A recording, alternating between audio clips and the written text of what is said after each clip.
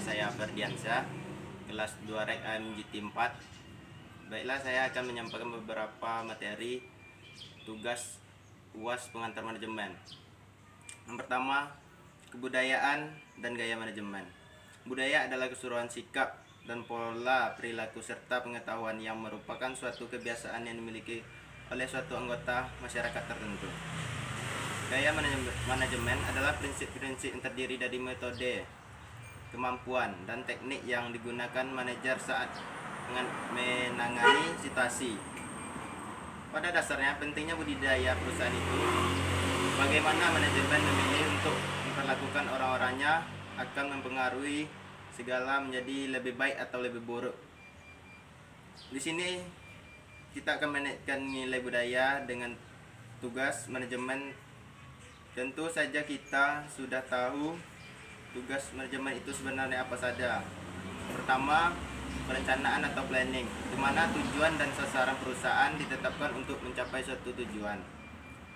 Dua, pengorganisasian. Ini adalah bagaimana pekerjaan yang terlibat dan bagaimana hal itu dikoordinasikan dan dilaksanakan untuk mencapai tujuan organisasi. Tiga, kepegawaian. Empat, pengarahan. Lima, mengontrol adalah memantau. Dari yang kelima, tugas manajemen ini dengan budaya organisasi yang berbeda akan menghasilkan cara perlakuan yang berbeda terhadap tugas manajemen masing-masing. 2. Delegasi, tanggung jawab, dan kewenangan. Delegasi adalah suatu kegiatan untuk memberikan suatu wewenang dan tanggung jawab pada orang lain untuk melakukan suatu kegiatan, mana pihak penerima wewenang harus mampu mempertanggungjawabkan kepada orang lain yang melimpahkan wewenang. Delegasi adalah proses pengalihan tugas kepada orang lain yang sah dalam melakukan berbagai aktivitas yang ditunjukkan dalam mencapai tujuan organisasinya. Tanggung jawab. Tanggung jawab adalah kewajiban untuk melakukan atau melaporkan apa saja yang telah dilakukan sehubung dengan kewenangan yang telah diberikan kepadanya. Jenis kewenangan ada 3, yaitu kewenangan lini, kewenangan staf, kewenangan fungsional. Yang ketiga, tanggung jawab sosial dan manajemen. Tanggung jawab sosial perusahaan atau adalah bentuk kepedulian perusahaan terhadap lingkungan eksternal perusahaan melalui berbagai kegiatan yang dilakukan dalam rangka penjagaan lingkungan, norma masyarakat, partisipasi, pembangunan, serta sebagai bentuk tanggung jawab sosial lainnya. Strategi pengelolaan. Manfaat tanggung jawab sosial perusahaan. Manfaat bagi perusahaan, bermanfaat bagi masyarakat, dan bagi pemerintah. Upaya perwujudan dan peningkatan etika manajemen. Pelatihan etika, advokasi etika, kode etik, keterlibatan publik dalam etika manajemen perusahaan. 4. Manajemen pemasaran. Manajemen pemasaran adalah proses analisis, perencanaan, pelaksanaan, dan pengawasan program-program yang bertujuan menimbulkan pertukaran pasar yang dituju dengan maksud untuk mencapai tujuan perusahaan. 5. Motivasi.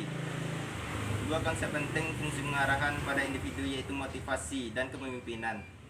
Motivasi adalah suatu yang mendorong seseorang untuk menunjukkan perilaku tertentu. 5. Perspektif kontemporer mengenai motivasi. Perspektif kebutuhan, keseimbangan, pengharapan, penguatan, penyusutan tujuan. 6. Problem solving dan decision making.